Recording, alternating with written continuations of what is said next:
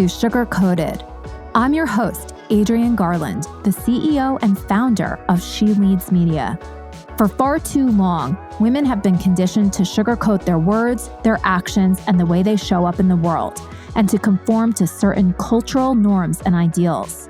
This is inherently designed to keep those who are outside of the norm from gaining power, prestige, wealth, and influence, preventing more women from being recognized and respected as the powerful leaders that we truly are. Join me each week as we dive into raw conversations with remarkable, uncompromising, and inspirational women that will encourage you to strip away your sugarcoating and move boldly in the direction of your magnificent dreams. Hello, and welcome back to another episode of Sugar Coated. This is the fourth in the summer solo series. I'm your host, Adrienne Garland, and today I'm diving into a discussion about the transformative strategy between businesses that plateau and those that scale beyond the $1 million mark.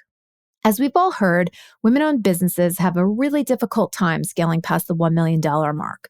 In fact, according to American Express Open State of Women-Owned Business 2019 report, only 4.2% of all women-owned firms have revenues over $1 million or more, despite the fact that there are 12.3 million women-owned businesses in the U.S., and that women-owned businesses generate $1.8 trillion per year, and that's according to the Women's Business Enterprise National Council.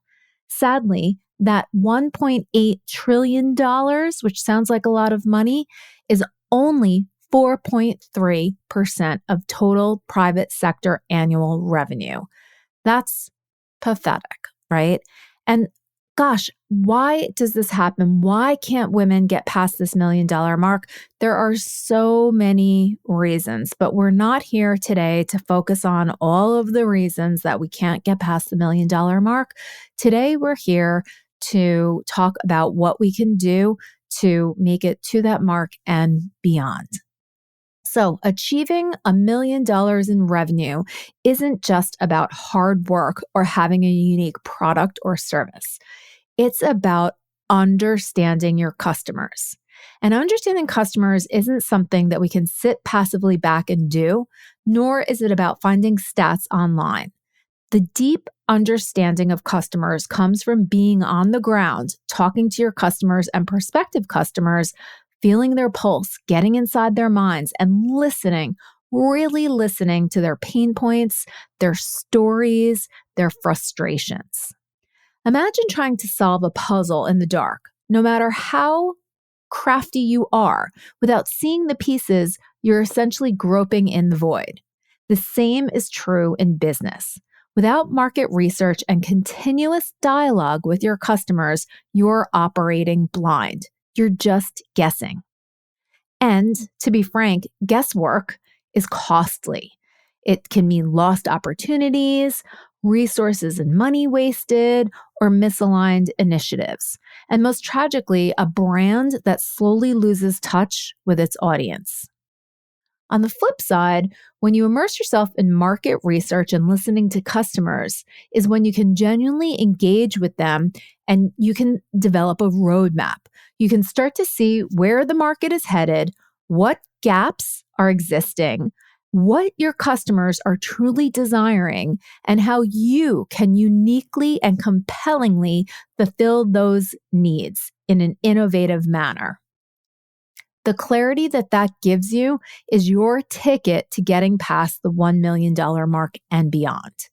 So I'm so excited to sort of unpack and unravel this topic with all of you today as we dive into what market research and customer feedback is all about and how those two things can transform your business trajectory. The power of market research. Let's understand the power of market research. At its core, market research is about gathering information to make informed decisions. Think of it as the compass of your business journey. Market research comes in so many different forms. You can perform it in so many different ways. It can be primary, where you're actually going out and talking to people and gathering feedback directly. It can be secondary, where you're gathering information online. It can be qualitative in nature, meaning discussions. And it can also be quantitative, where you're actually performing surveys and looking at statistics from audiences that you poll. Whether it's direct surveys or analyzing existing reports, research of any type provides vital insights. And it's really up to you as the business owner to sort through all of that. Why is market research so important? Well, imagine if you're sailing and you don't have a map. That's a business without market research. Market research helps you to spot the latest trends, identify any market gaps, minimize risk, and of course, discover avenues of growth. Because we're in this digital era where we can literally gather information from everywhere, including AI tools, the internet, and we can talk to people all around the globe, we just have a plethora of tools available to us. We can perform online surveys. We can do virtual or Zoom focus groups. There's just an abundance of resources. But remember, when we start talking to customers, the journey is never done. Once we start talking, we should continuously talk to customers to keep gathering that insight, because customers' preferences are always changing. And for those of us that keep our finger on the pulse of what our customers or our potential customers want, what they desire, what their pain points are, those are the businesses that are going to excel. I want to give an example that I found. There is a business called BLK plus GRN by Dr. Christian Henderson. And she founded BLK plus GRN, which is an all-natural marketplace by Black artisans. The platform not only curates green products, but it also actively involves the community in highlighting products that they want, and they provide a feedback mechanism within the community in order to curate those products that are placed on the marketplace. The brand's commitment to listening to its community and promoting health has led to significant growth and standing out in the green product market within the Black community. And this is a huge success story of someone that truly listened to what Black women wanted. There were so many products, and there still are so many products in the marketplace that are just toxic. And Dr. Christian Henderson wanted to break through all of that and provide incredible Black and women-owned products to the community so that toxic products were not being sold. And this was her brainchild, and she found what people wanted through listening. Amplifying your business with customer feedback. So your customers are your best critics and allies. Listening to them isn't just a courtesy, it's a necessity. Feedback is your direct hotline to customers. It fosters improvement, builds trust, and most importantly, forges loyalty. I just taught over the summer at NYU Tisch Center for Hospitality. I just taught a CRM, customer relationship management and loyalty course. And the thing that we talked about the most was trust, right? There's no better way to earn trust among your customers than listening to them, right? They are providing you with their information. They are telling you what it is that they like. They're giving you their feedback. When you take that information and act on it, that demonstrates that you value what they have to say. And when you make changes in your business to satisfy those customer wants and needs, you're showing them that you trust their input and their judgment.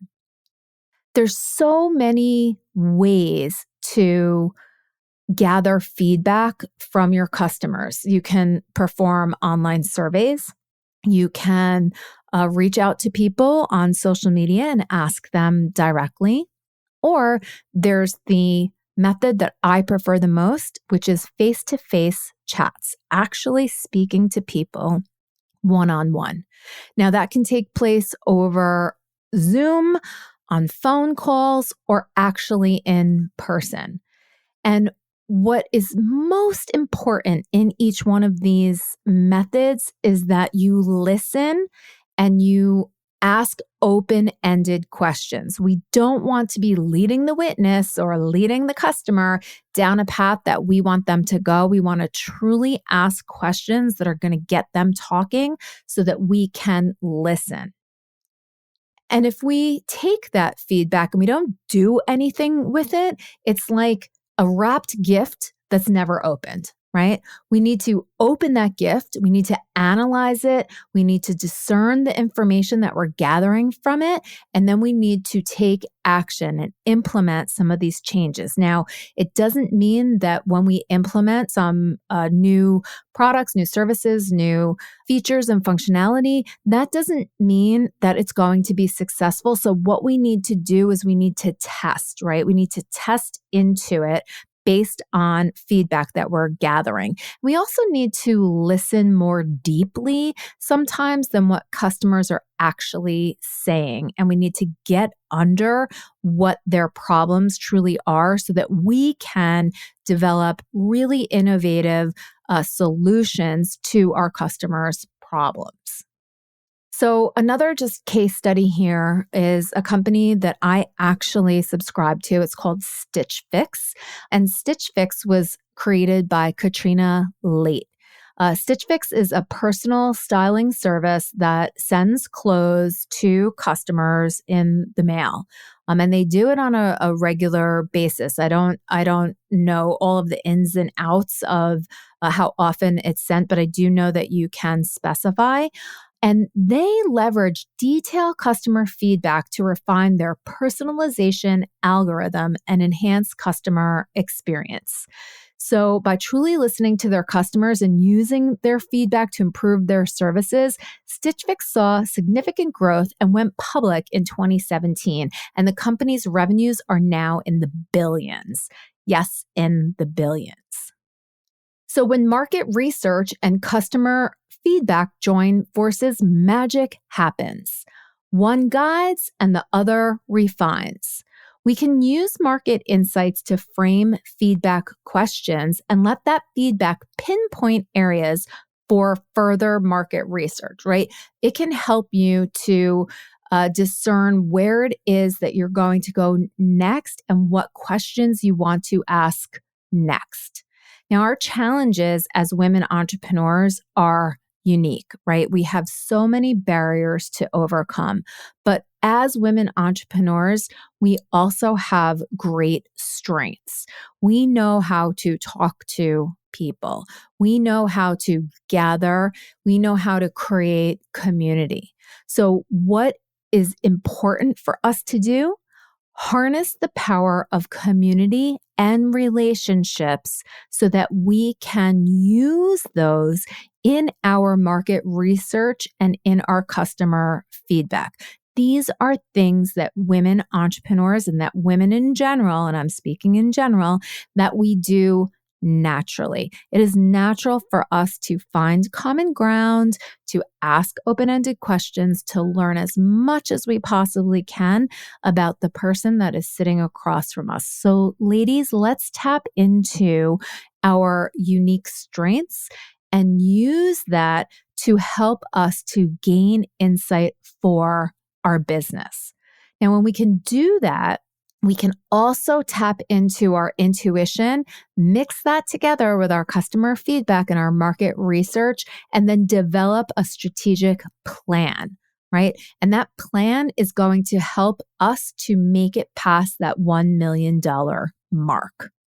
Data is at the core of our decisions. And yes, we can use our intuition and tap into our insights, but when we can marry that together with the market research and the customer feedback, that's when our decisions can be empowered decisions, right? Plans, when you put them in place, they aren't necessarily set in stone. The message here put those strategic plans in place, move forward with certainty, but make sure that you leave room for flexibility.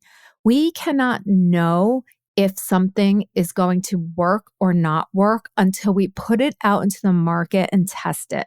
So we need to be careful that we don't invest a ton of time, energy, resources into that new thing, whether that's launching a new business, whether that's launching a new product line, whether that's offering a new service. We need to do it in a test, learn, iterate function, right? And let market insights and the feedback that you're getting from the customers when you do those smaller tests, let that evolve. Keep that fresh and relevant. So, all in all, what we want to do is we want to listen to customers, right? We want to analyze data that we see in the market. We want to tap into our insights, and then we want to act. We want to put those strategic plans in place and then do some testing so that we can determine, what is the best offering for our customers, for the ones that we just spent time speaking with and listening to, right? Sounds simple, doesn't it? But market research and customer feedback are more than just tools. They are the very lifeline of your business. As I said before, once you start talking to customers, never stop. That is the difference between companies that thrive and eventually make it past the $1 million mark and those that don't. Sometimes as women entrepreneurs, we get very much in our heads and we're afraid. I use that term with a little apprehension because I think sometimes we're afraid to be vulnerable and put a new idea or change direction because of judgment from others. And that is something that is conditioned within us. It's not necessarily our nature, but we are conditioned to be fearful of putting ourselves out there, whether it's something new, a new idea, a new product, a new service. And it is something that collectively, as women entrepreneurs, we have to overcome. And one of the ways that I believe that we can do that with more confidence and certainty and lessen the fear and lessen the risk is if we have truly listened to customers and we understand that this is what customers want. And that is the reason that we're putting it out into the market. Now, I have a very small challenge. Well, it's not a small challenge, but it's a challenge. I have a challenge for all of you, all of my sugar-coated listeners who have businesses or you're thinking about starting a business. I want you to go out into the real world and speak to 10 different customers or potential customers this week. Okay? Talk to them. Ask them open-ended questions about their pain points, about, what are some of their frustrations. And you can limit it to a certain area of passion that you have, right? So if it's something around, I immediately thought about hair care because I think I was just reading about that. Whether it's, hair care, whether it's what women need in order to bring more balance into their lives, whether it's some type of a technology or something that could make our lives easier, help us to, earn more revenue, whatever the problem is that you're focused on. If you can go out and just ask 10 customers this week, open-ended questions around their pain points and their frustrations about something that you're interested in, whether that's for your business, your current business, or a business that you're thinking about starting. What I want you to do is I want you to come back and share with me on social media, okay? You can share it on Instagram at Instagram She Leads Media with the hashtag sugar-coated feedback. So I want you to share one surprising insight that you gained from these 10 customer interviews and tag it with the hashtag sugar-coated feedback. I'm going to be looking out for them and I'm going to be talking about what these insights are. And I want to start the conversation about talking to customers deeply so that we can come up with innovative solutions that satisfy our customers. As women entrepreneurs, it is so important for us to be all supporting one another and to all be looking at that mark, that $1 million mark, as something that we need to reach and surpass. So I just want to say thank you so much for joining me today on Sugar Coated and for this conversation about market research and customer insight and customer feedback. It's always my pleasure to share, learn, and grow together with all of you. And I would like to ask, because this is something that is super helpful for the Sugar Coated podcast, for the She Leads Podcast Network, and for all women podcasters in general, please, if there's anything on this show that resonated with you, please give the show a 5-star rating and review on Apple Podcasts. It helps the show to be seen by others. And it's not just about me. It's not just about getting the Sugar Coated podcast out there, but the Sugar Coated podcast highlights other women entrepreneurs that have been on this show. And when we share a show like this with others, it not only helps this show, which when we have more resources coming to the show, the more women entrepreneurs that we can highlight, but it also helps all of the different women that have been guests on this show. Okay. So please give us a 5-star rating. And if you can, a review on Apple Podcasts. It helps us out so much. So remember, you've got 2 things to do for me. Okay. You need to go out and speak to 10 customers or potential customers this week, and then get on Instagram with the hashtag sugarcoatedfeedback and tell me one surprising insight that you gained from those conversations. You can also email me at Adrienne@sheleadsmedia.com if you don't want to use social media. I totally get it.